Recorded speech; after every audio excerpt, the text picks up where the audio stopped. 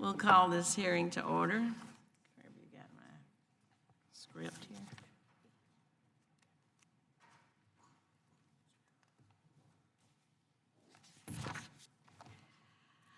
I'll ask unanimous consent that the chair be authorized to declare recesses during today's hearing. Without objection, so ordered. I also ask unanimous consent that members not on the subcommittee be permitted to sit with the subcommittee at today's hearing and ask questions. Without objection, so ordered. I guess that means that Bo and Remy are allowed to stay. So thank you, too, for coming. This morning, we're going to be discussing an issue of great importance to me and I think to the country when it comes to emergency preparedness and response, and that's animal welfare in disasters. 85 million families in the United States have at least one pet. That's nearly 67% of all households in the country. These pets, these animals, are like members of our family, and their safety has a major impact on how people prepare for, respond to, and recover from disasters. The issue of caring for animals in emergencies is not a new concern. In fact, we can look to many of the world's oldest cultures and religions for the first evidence of emergency planning for animals in disasters. In Genesis, we find the story of Noah and the great flood. In it, God directs Noah to gather up 2 of each animal onto the ark to save them from the impending flood. So whether it's a family cat, a service animal, the cattle on your ranch, a working dog along a first responder, when we take care of these animals during a disaster, it makes it easier for people to be willing to evacuate and then later in the process of recovery. And speaking of evacuation, in fact, there was a study done after Katrina that showed of those who failed to evacuate, 44% stated that it was because they didn't want to leave their pets behind. So today we'll explore existing authorities in the Stafford Act that help guide FEMA's work in this space and the assistance it provides to states and localities. We'll examine gaps in federal emergency management policy that have led to family separation from their pets and the deaths of tens of thousands of animals. We'll also hear from groups providing services outside of the Stafford framework and hear about opportunities where the federal government could promote animal welfare and help alleviate these separations and losses. I'll note that in the recently passed Disaster Recovery and Reform Act, known as DERA, we included language to establish veterinary response teams utilizing the expertise of our nation's unsurpassed higher ed veterinary programs. The provision, Section 1218, is the next step in a progression of public policy developed in response to animal-related challenges dating back to the early 1990s and Hurricane Andrew.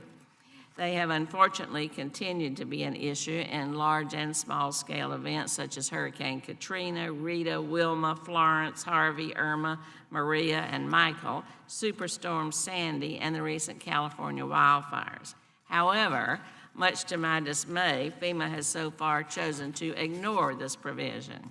During the last 5 years alone, our nation has experienced nearly 500 presidentially declared disaster events, including, as I listed, significant hurricanes, wildfires, floods, and earthquakes. In each of these instances, we've repeatedly seen the challenges that come with a federal response to disaster when tens of thousands of animals, some were rescued and evacuated, some reunited, but some lost.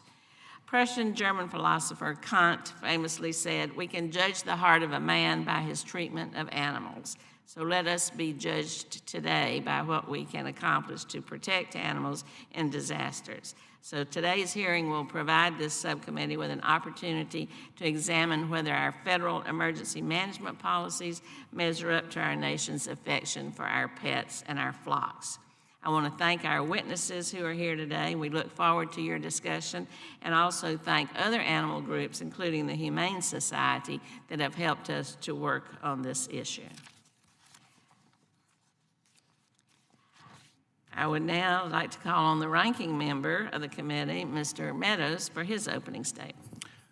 Thank you, Chairwoman Titus. Thank you for your leadership. Thank all the witnesses for being here today. Obviously, examining the issues of animals in disasters is not only an important topic for preparing and responding to disasters, but as we all know, animals play a unique role in terms of the resources following a disaster, aiding in search and rescue, serving people with disabilities necessary to individuals' livelihood in the agricultural community, or even as many Americans feel today, pets are truly part and members of their family. And so as all of those variations of animals in disaster situations present unique challenges and opportunities for the federal government, aiding in all phases of disaster response and recovery. Particularly today, I'm pleased to have a witness from my home state of North Carolina, Dr. Mecca, who serves as the state veterinarian. Thank you for being here. You know very well what it's like to deal with these issues, having a number of storms hit North Carolina, and so whether it's from small household pets to larger animals in the agricultural community, they provide unique challenges. So I look forward to hearing your expertise today. I also want to go a little bit further because we're going to focus on the critical issue of saving lives and helping communities rebuild smarter and faster after a disaster. Addressing these challenges related to animals is also important. The canines and their handlers in the search and rescue teams are critical to saving lives. My son actually has trained a chocolate lab that is actually not only companion, but part of the family, and they travel everywhere together, and you can mess with the dad, but you can't mess with his dog. So ensuring their proper care while engaged in search and rescue missions also is critically important so that we don't put them in harm's way.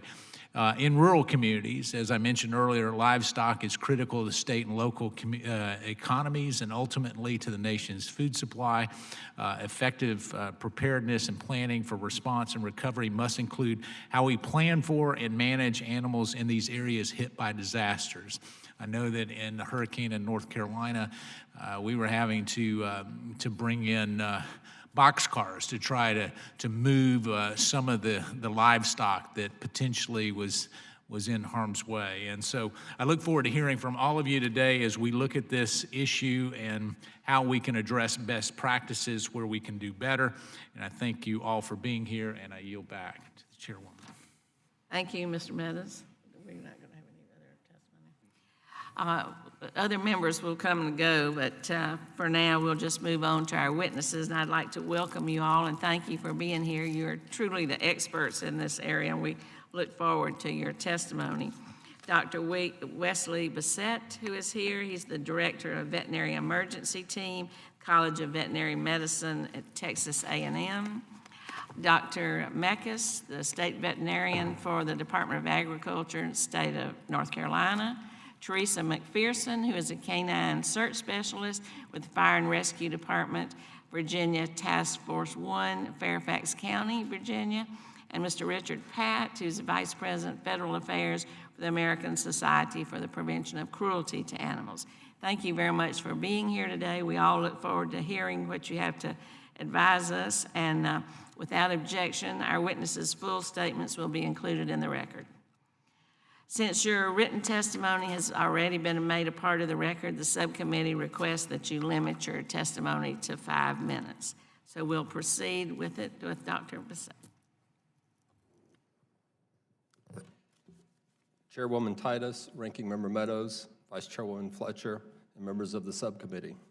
Thank you for inviting me to testify regarding the impact of disasters on animals. My name is Dr. Wesley Bassett, and I'm the director of the Texas A&M Veterinary Emergency Team at the Texas A&M College of Veterinary Medicine. All too often, disaster impacts on animals and their owners are seen as separate issues. But as you will hear from my testimony, they are one and the same and must be looked at in that manner. Human health, well-being, and safety is always the highest priority in disaster settings. And I'm not here to testify that animals should be given equal priority. The reality is, however, that people will factor in their animals when deciding how to respond to a threat, and many will make decisions that are not in their best interest if their animals are not provided for. An example is provided by a woman from the coast of Texas who refused to evacuate prior to Hurricane Ike. She had had a knee replacement, lived in an elevated house, and had an elderly dog, could not carry it down the flight of stairs. She did not know that help was available, and unfortunately, she was identified by the serial number on her knee replacement hardware across the bay and about 6 miles from her home. That was shared with me by an official in Chambers County. That's the county in which her body was found. As the director of the Texas A&M Vet, I've experienced just how intertwined the human and animal condition is. Through our response to numerous disasters in Texas and to the Camp Wildfire in Paradise, California, we have experienced those times when victims are reunited with their animals. These are powerful interactions that I believe provide one of the first opportunities for their recovery. A common phrase that I hear during these interactions is, "Doc, everything's going to be okay." It's often the first time these people tell their stories and realize that they can indeed take a step toward a renewed future. So it's a matter of hope. I would further argue that the highest priority, human health, well-being, and safety, can never be fully addressed without addressing the animal condition. Agricultural animals have the additional distinction of also being economically important species. Animal ag losses for Hurricane Harvey in Texas was estimated at $93 million. That's a huge number at the state level, but think, what does it mean on a finer scale? A family farm's losses reflect the loss of years of hard work and threaten their ability to recover their operations and feed their families. This escalates as you have multiple producers that are impacted, particularly in communities whose economic base is derived from the agricultural sector. It threatens recovery at the community level and persists well beyond the time when all the debris has been cleared. Solving these problems is complex and quite frankly beyond what many local and even state governments can accomplish. I would also argue that the current approach to federal level support, particularly in the veterinary medical arena, is insufficient as well. The Texas A&M Vet was formed in 2010 with the charge of providing a holistic approach to the animal problem in our state. We have fulfilled this charge through working in 4 domains grounded in veterinary medicine. First, we provide direct support for development of local-level, animal-focused emergency plans, and also by developing mitigative strategies for animal-based entities. Second, we provide veterinary medical support to local communities in response to natural and man-made disasters. Third, our team supports Texas Task Force 1 and other members of the USAR network that train in and are deployed to Texas. We have an aggressive approach for dealing with search and rescue dog issues that's based in prevention and recovery. Texas Task Force 1 estimates that we increase the operational time of search dogs by at least 50%. And that's significant because that's also hope for the person that's lost. Fourth, our senior vet students participate in all of our activities. This augments immediate operational capacities and also builds capacity for the future. The Disaster Recovery Reform Act authorized FEMA to establish national veterinary emergency teams at colleges of veterinary medicine. This provides an opportunity for teams like ours to be an immediate federal resource and for new teams to be built. The programs I have described above represents a significant advancement over veterinary medical disaster response assets that are currently in the federal inventory. In closing, I would like to thank you again for inviting me to testify. I appreciate the committee's commitment to ensuring that the highest priority, human health, well-being, and safety, is fully addressed by also addressing the animal issue. Thank you. Dr. Mecca? Chairman Titus, Ranking Member Meadows, greetings from downtown Raleigh. Members of the Subcommittee, Economic Development, Public Buildings, and Emergency Management. I'm Dr. Doug Mecca. I serve as a state veterinarian and director of the Veterinary Division in the North Carolina Department of Agriculture and Consumer Services.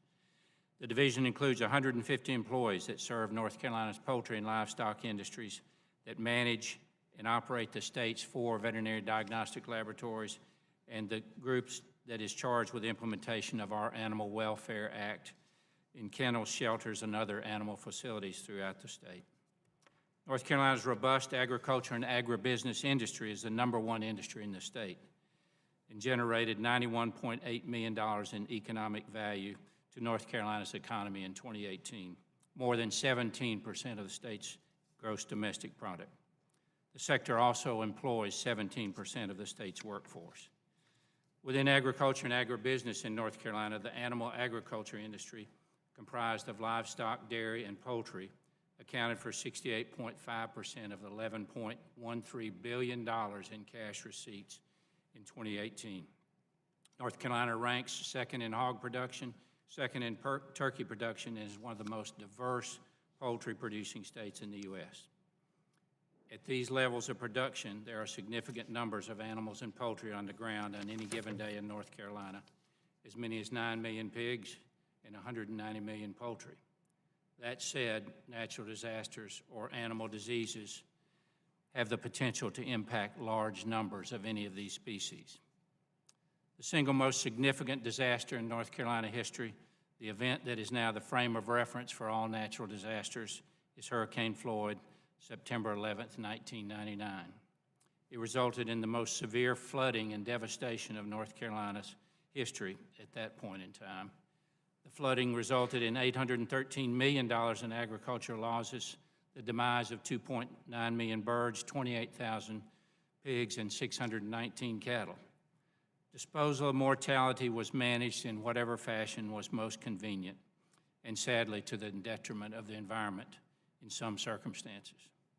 Given North Carolina's commitment to properly managing mortality today, such an approach is unacceptable. In fact, Agricultural Commissioner Steve Troxler's marching orders with regards to storms and animal disease are, we will not create an environmental disaster associated with an incident of mass mortality in our animal or poultry production. That guidance has served us well in North Carolina of late, for we've experienced 3 major hurricanes since 2016, 2 of which required significant mortality management efforts on our part. North Carolina also has engaged in planning efforts since 2015 and 2016 for management of an outbreak of high-path avian influenza in our state. Fortunately, that's not come to pass. And since 2018, we have engaged in planning efforts for management of swine mortality in the event of an outbreak of African swine fever. The efforts of North Carolina's agricultural response teams have undertaken, in collaboration with our state colleagues, our subject matter experts from around the country, have contributed mightily to the current state of the art of composting in animal and poultry mortality. I must also note that during Hurricane Matthew and Florence, FEMA engaged with our agriculture community in a most meaningful way, providing support for our various activities in managing poultry mortality. FEMA's support of North Carolina's efforts to protect public health and minimize environmental impact markedly decreased our response duration and provided for a more timely recovery of participating poultry farms. North Carolina looks forward to expanding our partnership with FEMA and moving forward to a better understanding of FEMA's role in response to animal agriculture disasters.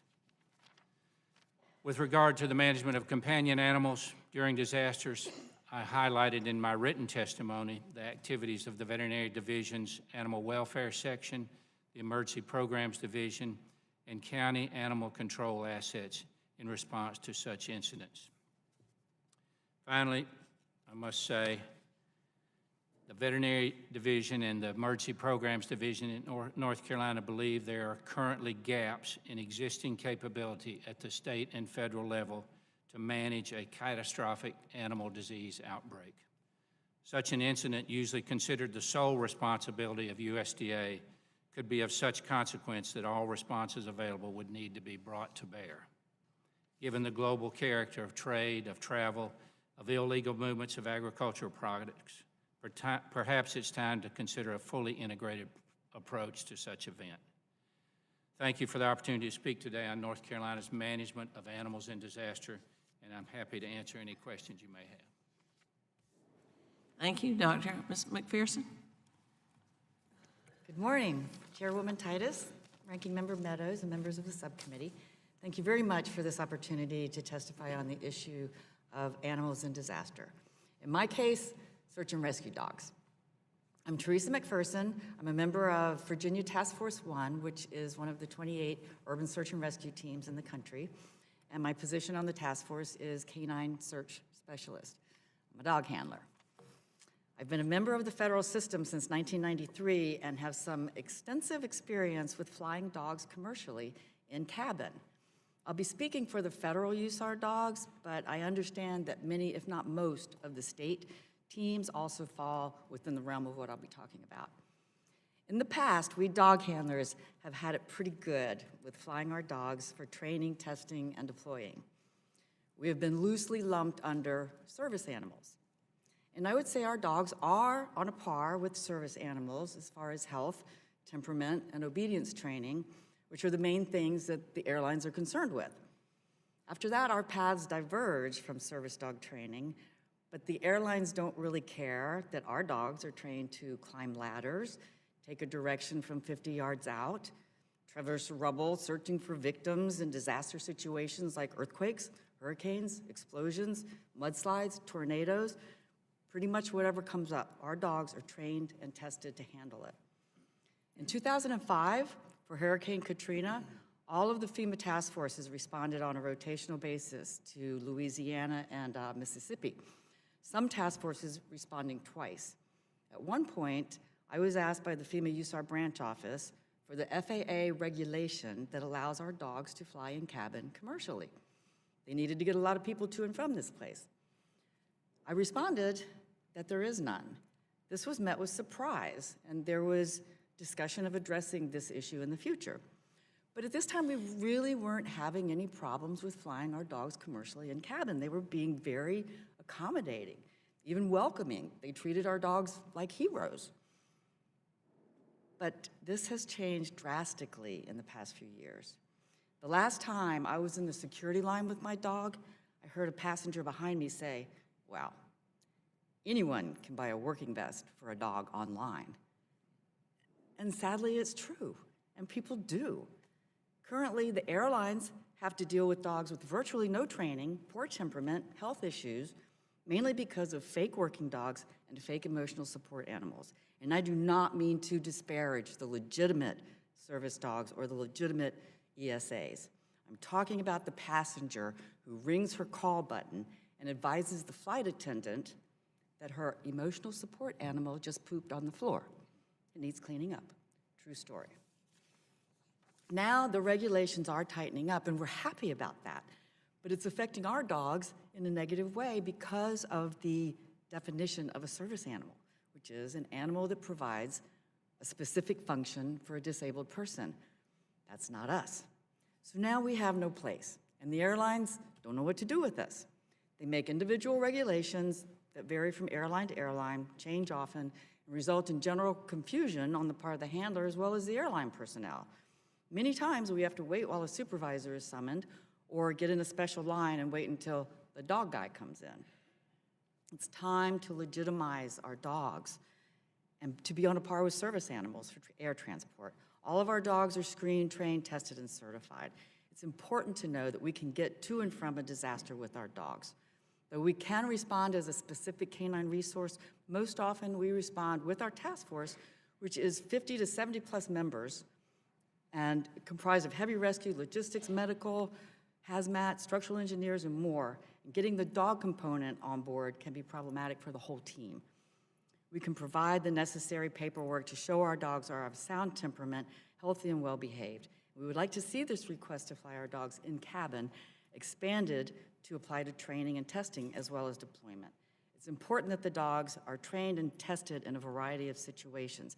They need to travel to different training sites. They need to experience different environments because we need to train them to expect the unexpected. The Haiti deployment really validated our dogs. There was no way to replicate in training a scene of such mass destruction. Never-ending rubble, decomposing bodies everywhere, garbage, loose animals running around, yet our dogs worked in this nightmare, and they found people, including children and babies, saving their lives. So our training works. But in order to teach our dogs to expect the unexpected, we need to continue to have the opportunities to train for it. And I thank you for this opportunity. I look forward to working with this subcommittee as it looks to address the challenges to ensure our search and rescue dogs are able to travel without restriction, whether for disaster response, training, or evaluation in our effort to save lives. Thank you so much. Mr. Patch? Good morning, Chairwoman Titus, Ranking Member Meadows, members of the subcommittee. Thank you for the opportunity to present our testimony on the importance of protecting animals during disasters. My name is Richard Patch. I'm the Vice President for Federal Affairs for the American Society for the Prevention of Cruelty to Animals.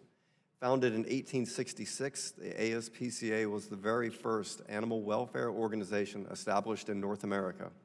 The ASPCA has a strong history of leadership in protecting animals in times of disaster. We are pleased that local, state, and federal agencies are increasingly prioritizing the care of animals during disasters. The ASPCA has witnessed firsthand how a lack of preparation can lead to dire consequences for animals left behind, and how the absence of appropriate planning can create burdens and risks for human victims as well as responders. It is important that we continue to elevate the need to include animals in disaster planning. Today, I'd like to discuss our organization's work in disasters, as well as some policy changes that will ensure animals are better protected. The ASPCA deploys nationwide at the invitation of state and local authorities to assist in relocation, search and rescue, sheltering, and placement of animals during disasters, including wildfires, tornadoes, hurricanes, and floods. Recent examples include responding with local authorities to the wildfires that devastated Northern California last fall, assisting with search and rescue for animals affected by historic flooding in central Arkansas, and responding to multiple hurricanes, including Florence in North Carolina and Michael in Florida. One of the key lessons learned during and since Hurricane Katrina, where an estimated 600,000 animals died or were left to suffer without rescue or shelter, was that animals must always be a part of disaster planning. We cannot forget the images of dogs swimming to rescue boats or stranded on rooftops, nor can we forget the heartbreak of a 9-year-old boy separated by authorities from his dog Snowball while boarding a bus to evacuate. Many, faced with the difficult choice between evacuating to safety without their pets or staying behind, chose to stay with their pets. This is why modern, thoughtful disaster planning should always include animals. We are thankful that Congress responded to the lessons from Katrina by passing the Pet Evacuation and Transportation Standards Act, the PETS Act, which requires that state and local entities include the needs of individuals with household pets and service animals into their disaster plans. Additionally, Congress passed the Veterinary Medicine Mobility Act, which clarified that veterinarians could transport and dispense vital medicines while practicing in the field, including during disasters. However, there are still gaps for animals in disaster planning that Congress can and should address. First, the ASPCA urges Congress to pass H.R. 1042, the Prepared Act. This bipartisan legislation, sponsored by Chairwoman Titus and Congressman Peter King, will ensure that animals in certain institutional settings, like zoos, research facilities, and commercial breeding operations, create common-sense plans to protect the animals in their care during disasters. Although these entities are regulated by USDA under the Animal Welfare Act, there are no federal requirements that these facilities have emergency or disaster plans in place. Second, we see a need for more resources to provide training and equipment for first responders to better handle and care for animals.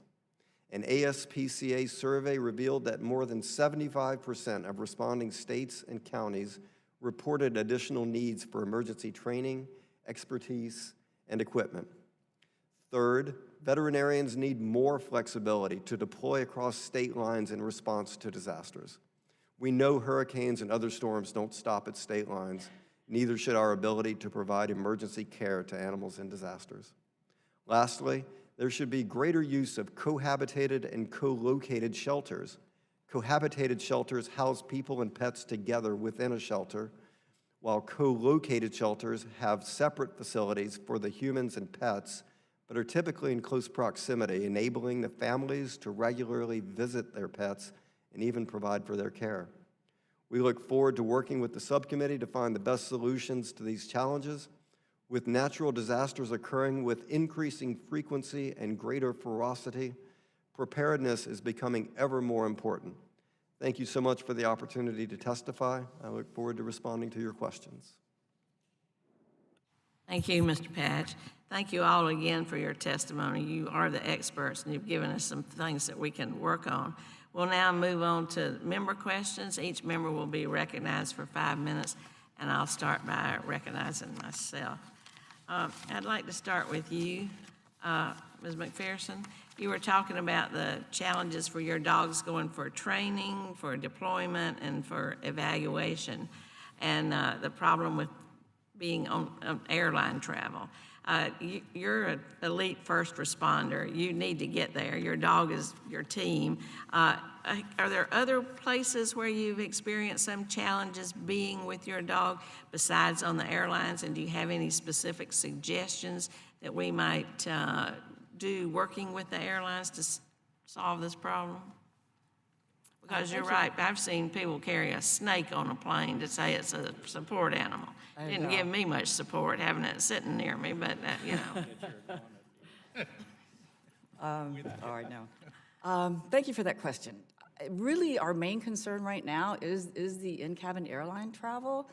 As far as restaurants or public locations, we're not that concerned about because we try to be respectful. If they don't need to be there, we don't try to put them there.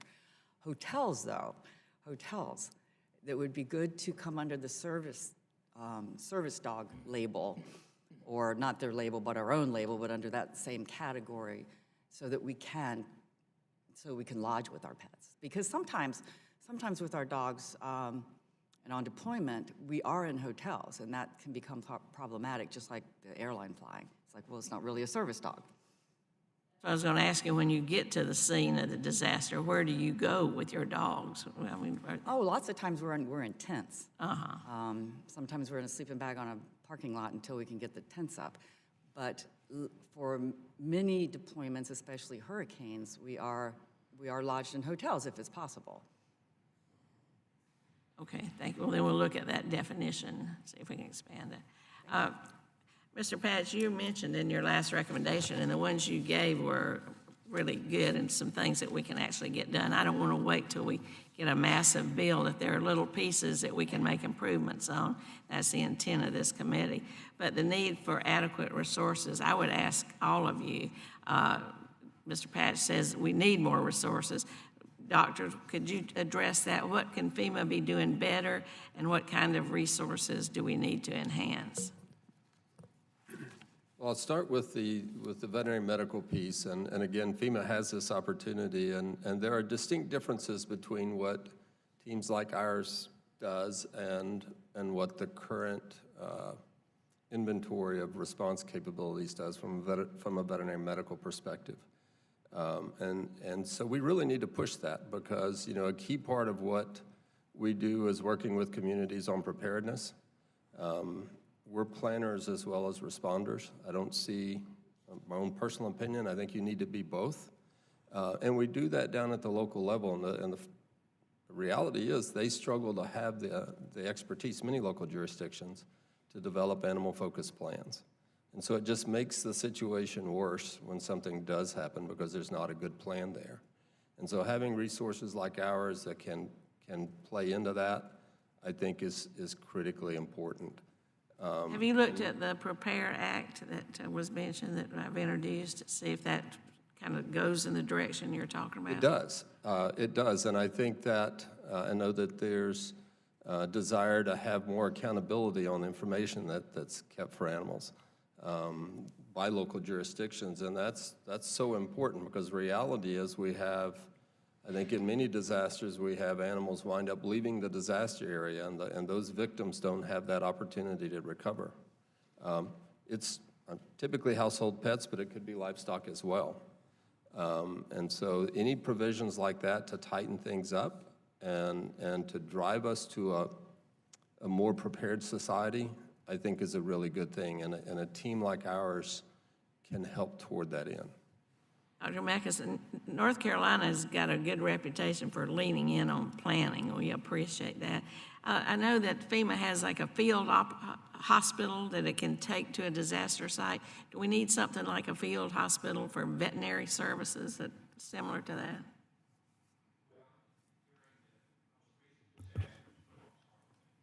During our most recent disasters, our animal welfare section, our emergency programs division, and our county animal control staff responded to all of the companion animal needs in a timely fashion, and we were able to move animals out of shelters that were in harm's way. We were able to bring resources to bear once the storm passed, and most of the animals ended up in shelters. So, and with veterinary resources to care for them. So I'm not certain that a hospital as such would be needed. If it were, it'd be for a very short time basis.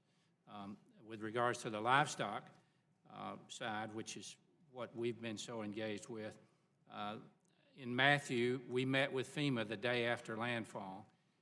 We had a feel for the impact, especially to our poultry industry, given the knowledge we have of the location of the landfall and the location of our poultry farms. And FEMA stepped up and provided us funding to buy carbon source material to begin to compost these birds in short order. So, and in the subsequent Hurricane Florence, in which we had to respond as well, we had really perfected some of our techniques, perfected our movement of product, movement of animals to make certain that we could do it in a timely fashion. So after Matthew, it took almost 4 months for us to finish all the composting activities. After Florence, it took us 35 days, and we got folks back in business. I'm glad to hear you had a good relationship with FEMA, because that's part of the challenge, is getting the FEMA reimbursements after some of these problems to deal with animals. Mr. Meadows? Dr. Mecca, I want to come back to the FEMA reimbursement side, because you mentioned that in your opening testimony, and obviously sometimes the response in terms of reimbursement is either ambiguous or not at all. What would be the two things that you would recommend that we could do in terms of reimbursement for this component of either livestock reimbursement or animal shelters? Obviously, if you have a number of household domestic pets that are being housed, there's an expense that goes along with that. Is that something that the counties just take on themselves? Does it get reimbursed, or what could we do to improve that? Well, with regards to the companion animals, the counties have taken that on themselves. And again, as I mentioned, our welfare section, volunteers from different counties will move to those counties most profoundly affected. And we've not had to call upon FEMA for funds for managing of companion animals. We've gotten donations. We brought our colleagues from around the country to assist us, and any number of rescue groups are engaged as well. With regards to reimbursement for livestock and poultry issues, some of the pieces have been well accepted. Our proposals have been well accepted by FEMA, others less so. And we've had, persistence has been the key for us in receiving reimbursements. All right, so how do we take the need for persistence right now, as you would delicately put it, and maybe change that into something that's a little bit better defined, that says, all right, if you hit this, then you qualify. Here's my concern is county by county, you have different budgets. Right. And as you know, in the eastern part of the state, some of those counties are well equipped and well funded to be able to loan the money. Other counties have a extremely difficult time, especially when you're taxing with other issues that are not livestock related. So it could be, search and rescue. It could be a number of other taxing. So how do we take that part where what I don't want you to have to do is call the chairwoman or me and say we're having a problem getting reimbursed from FEMA if there's something that we can do legislatively to address that. Is that something you could come up with 2 or 3 recommendations and get back to the committee on? We can get back. I will say that it's all a matter of interpretation at the end of the day. We interpretate some of the guidance from FEMA as meaning they'll fully embrace our activities associated with response to livestock incidents. There's a gap there. USDA obviously has no piece of natural disasters and responding to them, but from our point of view, it's much better to get feed to animals and diesel fuel to farms to keep the animals alive than it is to buy carbon source material to compost them after they're dead. And so, well, I would agree with that. And so I guess what I would say, clarity. So if on that clarity, if you could get with Commissioner Troxler and Mr. Sprayberry and get a recommendation back to this committee, I think there's a bipartisan support to do what is practical and not make it ambiguous. Mr. Patch, let me come to you. One of the difficulties anytime that you have displaced people is that you have displaced animals as well. And I can tell you that what I would ask for you is maybe get to this committee your recommendations on how we can address the difficulty of cohabitating with animals that are perhaps displaced. Because when you put people in an emergency shelter, it becomes, my pet may not be as welcomed as some other domestic pets, and it's kind of like with children. Some of them are great, and some of them are not as great. And these are great back here. So. And so my concern is what is acceptable for someone may not be acceptable for someone that you're in a close confines with kids and all kinds of other things. And so if you could help us with some recommendations on what you think is ideal, and then maybe what is practical, if you could get the committee some recommendations there, knowing that what is maybe ideal is not achievable, but the next best thing, if you could do that for us, Mr. Patch. Sure, Congressman, we will get you those recommendations. I'll say, I wanted to tell you, I'm from Greenville, North Carolina. No, I know, and I tell you, I knew when I introduced him. Actually, my staff had told me that, and I could say go Pirates or go something, that is there. So I'm not sure if you're in G.K. Butterfield's district or in Dr. Murphy's district, but regardless, on their behalf, welcome as well. Thank you. Well, let me say my mother lives in Morehead City, North Carolina, and I live here in D.C., so I worry about her a lot. These storms that are affecting the coast of North Carolina have been tremendous, particularly in recent years. Some of the work that the ASPCA does is to move animals out of those shelters in those affected areas before the storms come and free up the resources of the hard-working people that operate those shelters while the storms are happening, so that there's some place for those animals to go. And as I mentioned in the testimony, I think greater flexibility is what you've heard from all of these witnesses today in times of disaster, and that's true for the cohabitated and co-located shelters. I thank you for flexibility. Thank you. Thank you. Ms. McCarcel? Thank you, Madam Chair. I have a special guest here with me today, Remy, because he's very interested in hearing from all of you this morning. This issue hits very close to me. I represent an area in South Florida where we're heavily impacted by storms. It seems like every summer, every year, we have to prepare for a hurricane. And I have 2 dogs at home, Callie and Spike, and they're part of our family. I have kids also, and my kids and my dogs actually behave very well, Mr. Meadows. I don't know what you're... but I would expect nothing less. So I just can't imagine leaving them behind. And it was so interesting to me to see that 44% of the people who didn't evacuate during Hurricane Katrina did so because they didn't want to leave their pets.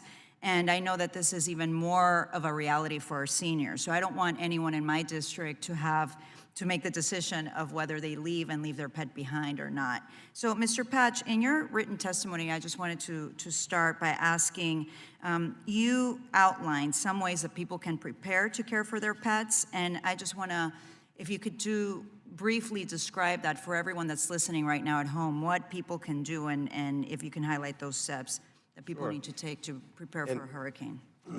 Yes, ma'am. And in response to your observation about people staying behind with their pets, it's heroic that they stay behind to care for their pets, but it's a failure of proper planning. And part of that planning is ensuring that you are prepared to leave when it's necessary. And in a district like yours, where these storms seem to hit with tremendous force, it's important that anyone that lives in an area like that have ID tags for their animals and have their microchips updated and that they have supplies for the animals and that they have a plan. Where are they going to go? Who's going to take care of the animals?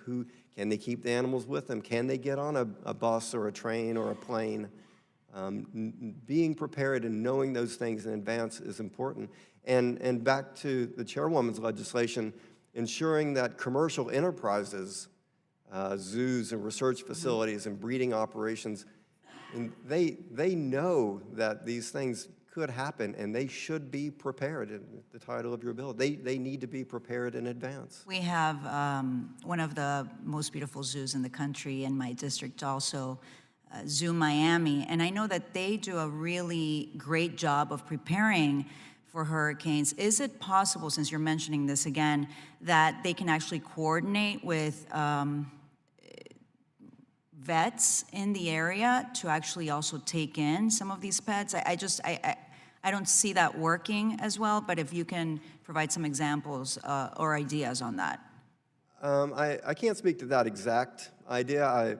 I think, in response to your question, I think good zoos, good accredited zoos are prepared. They have a disaster plan. They're more prepared than many others. Whether or not they could help, I think it depends on the events of that particular moment. But they should be prepared to provide that service if it's possible. Sure. Thank you. And Dr. Bassett, like your emergency team at Texas A&M, the important work that they do to keep both animals and their owners safe, I'm very proud of the similar work that we have in Florida by the University of Florida Vets Disaster Response Team. But unfortunately, there aren't enough people who are trained to take care of animals during disasters. In your testimony, you demonstrate how emergency teams from colleges of vet medicine are so crucial to disaster responses. And I can't imagine trying to coordinate disaster response for people without public health professionals or hospital systems involved. So it seems like there should be veterinary professionals involved in animal disaster planning and response. Do you know of any available funding streams to strengthen training programs for veterinarians to be on the ground during disasters? So I can tell you that's been a significant problem. Even with our team, we are the state's deployable veterinary medical resource, and yet we have had to survive and prepare primarily on donations. Donations wax and wane, and the challenges of maintaining a deployable unit with a constant level of readiness and a wildly fluctuating budget is a challenge. And you do have to be trained to go into these situations. Our team, which is made up of faculty, staff, and students from the college, as well as private practitioners, private veterinary medical professionals from around the state, we have aggressive training. We have monthly trainings, we have multiple exercises a year, and it's all geared toward making sure that we can go into a community, work with that community to perform a safe and effective response. Another thing that we do is very much work to enable that community. What we don't want to do is to go in, and then we're demobilized and they've got issues.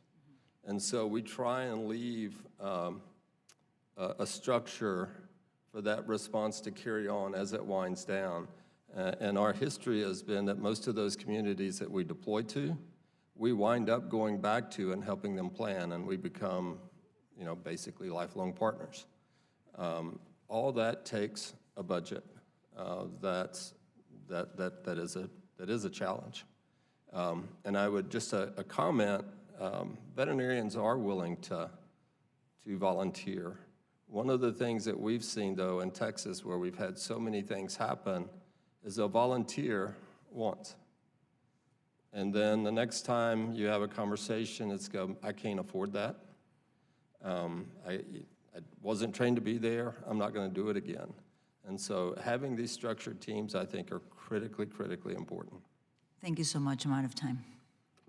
Thank you. Just to follow up on that, do you ever get reimbursed by the communities you serve? And does that come through FEMA, or maybe it should? So we are, the way our state has us set up, we are an eligible applicant. And so we submit our reimbursement packages through the state to FEMA, just like the other state response assets. That's in the declared events, and so we do get reimbursed. On the smaller events, we typically don't. That comes from our donor base. Do you have any recommendations to make that reimbursement work better? Right, just as we were asking. So in all honesty, I've had really positive experiences, but we also have a very aggressive accountability program.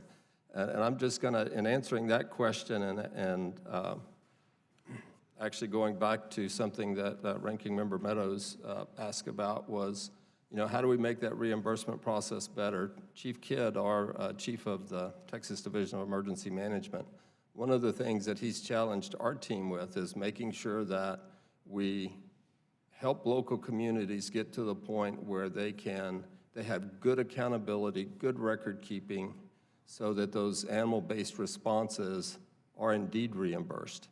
Because I can tell you in Texas, the feeling, the opinion is that a lot of those expenses go uncaptured.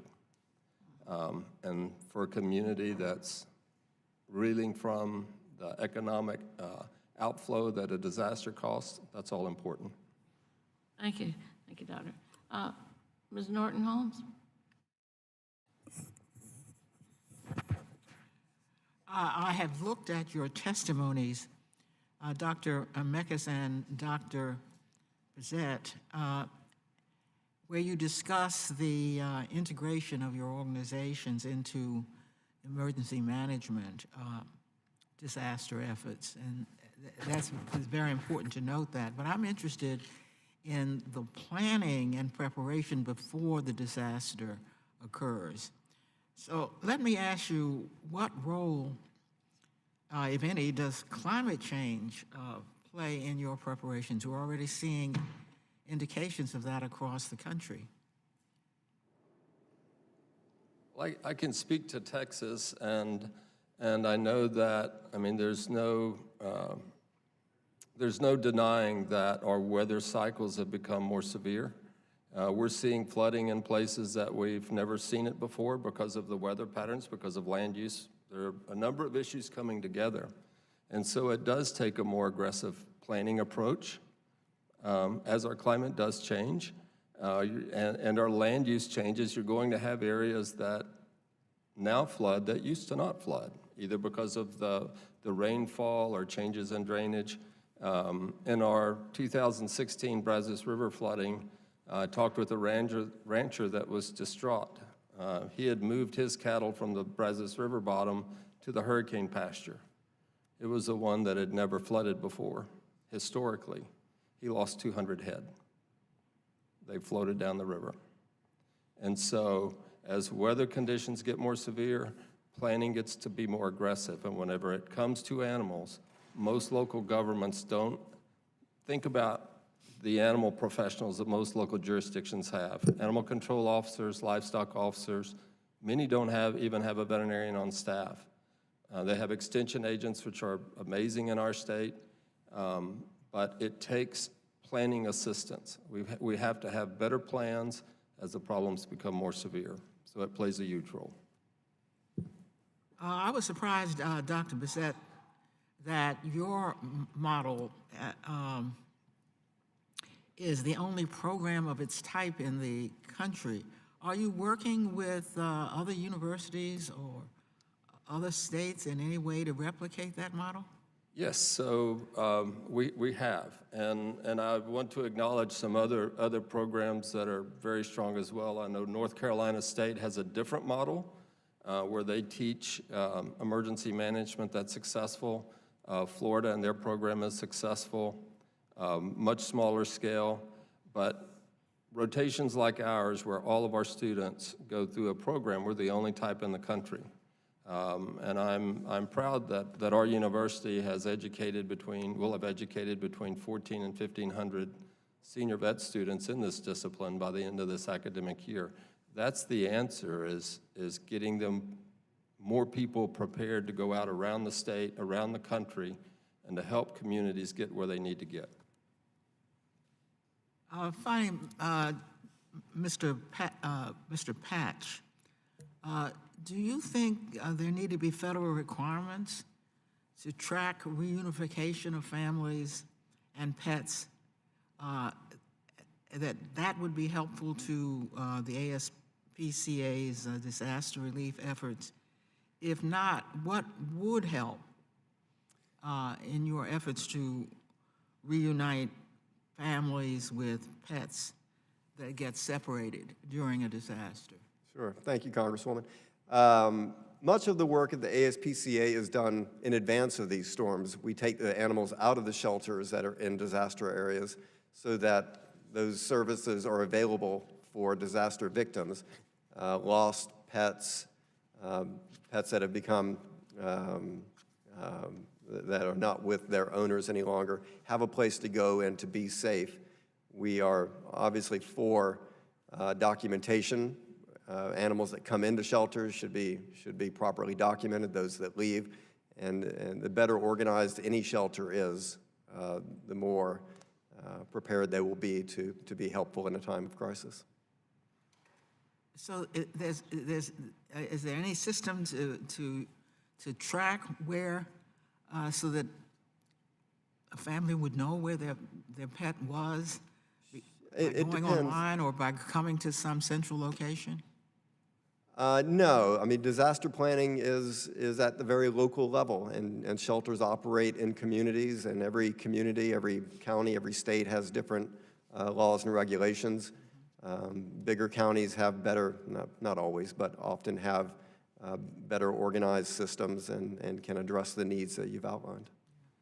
Madam Chair, I do think that there needs to be some kind of model for the states to know how to proceed with respect to pets that then could be disseminated, so you see how somebody did it, how Texas did it, or somebody did it, and you know how to proceed. Because I'm not sure this is on the minds of the average family or a public official when they think about disasters. So this is an important, it's important hearing, Madam Chair. Thank you very much, and we want to look at that. I think Virginia supposedly has a gold standard for an online reporting, the animal custody record online reporting system. I don't know if any other states have established that or if we need to look at that program. Yes, Doctor? So I know in Texas, and just to kind of give an example of how challenging the problem is, in many of the communities that we worked with in Hurricane Harvey, reunion rates were 75, 80%.